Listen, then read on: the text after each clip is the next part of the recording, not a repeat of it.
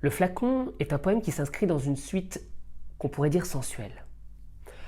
Harmonie du soir, qui le précède, chante la douceur mélancolique des parfums nocturnes et amoureux, tandis que le poison, quant à lui, s'intéresse à un autre parfum, celui du vin qui ne saurait dépasser les filtres empoisonnés de l'amour. Le flacon, quant à lui, pourrait passer pour une sorte d'art poétique, car est contenu tout entier en lui l'essence même de la poésie de Baudelaire. Il est de fort parfum pour qui toute matière est poreuse.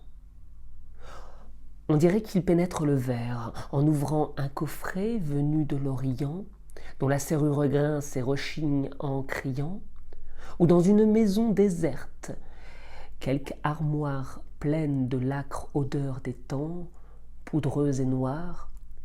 Parfois, on trouve un vieux flacon qui se souvient, d'où jaillit toute vive une âme qui revient. Mille pensées dormaient, chrysalides funèbres, frémissant doucement dans les lourdes ténèbres qui dégagent leur aile et prennent leur essor, teintés d'azur, glacés de rose, lamés d'or. Voilà le souvenir enivrant qui voltige. Dans l'air troublé, les yeux se ferment. Le vertige saisit l'âme vaincue et la pousse à deux mains vers un gouffre obscurci de miasmes humains. Il la terrasse au bord d'un gouffre séculaire où, Lazare odorant déchirant son suaire, se met dans son réveil le cadavre spectral d'un vieil amour ranci, charmant et sépulcral. Ainsi, quand je serai perdu dans la mémoire des hommes, dans le coin d'une sinistre armoire, quand on m'aura jeté, vieux flacon désolé, décrépit, poudreux, sale, abject, visqueux, fêlé, je serai ton cercueil, aimable pestilence, le témoin de ta force et de ta virulence, cher poison préparé par les anges, liqueur qui me ronge, ô la vie et la mort de mon cœur. Le poème s'ouvre sur une découverte fantastique, digne d'un film d'horreur mettant en scène une maison hantée. La découverte d'un vieux flacon qui se souvient, dit-on. Ces parfums sont magiques, car ils transpercent, dit-on, le verre, donc la matière. Et, tel un revenant, le flacon fait jaillir toute vive une âme qui se souvient.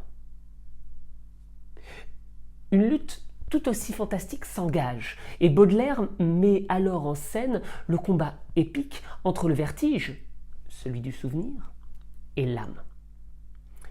Le vertige, bien sûr, triomphe et réveille les cadavres de la mémoire, celui d'un vieil amour ranci, charmant et sépulcral. Mais alors, qu'est-ce que c'est que ce flacon ? Une allégorie, bien sûr, comme souvent chez Baudelaire.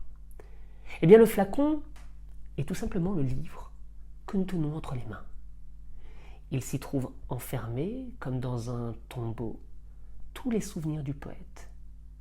Et il suffit d'un lecteur qui le débouche. Il suffit d'en goûter les poèmes pour que les parfums du passé se répandent à nouveau. À moins que ce ne soit finalement ceux de la beauté.